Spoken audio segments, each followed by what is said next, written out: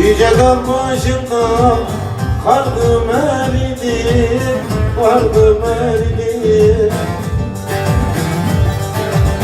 Akanım yutulur seninle kurban, seninle kurban.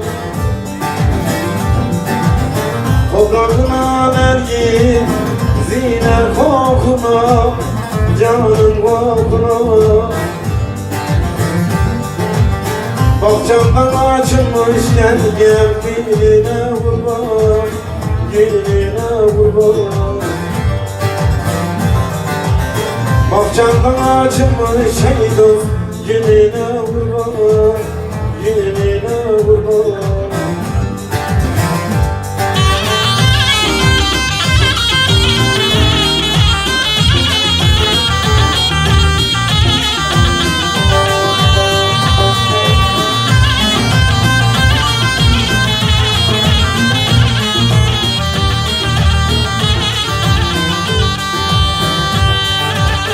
Emanet etmiştim köpeğuzumu, göremedim kısmet olup yüzünü.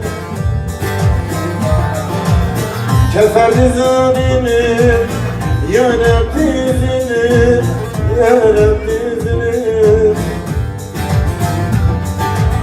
Bahçamdan açılmış gel gel, gülüne kurban, gülüne kurban. Bahçamdan açılmış hey dost, gülüne kurban, gülüne kurban.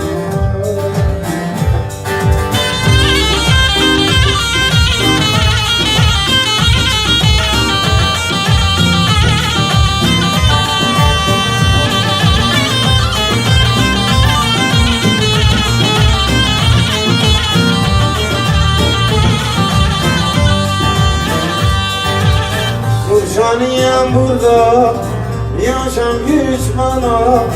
Doydu karnım aman aman, gönlüm aç bana. El diyarın altın olsa tuç bana, canım tuç bana. Ben kendi yurdumun gel gel, çölüne kurban, çölüne kurban. Ben kendi yurdumun gel gel, çölüne kurban.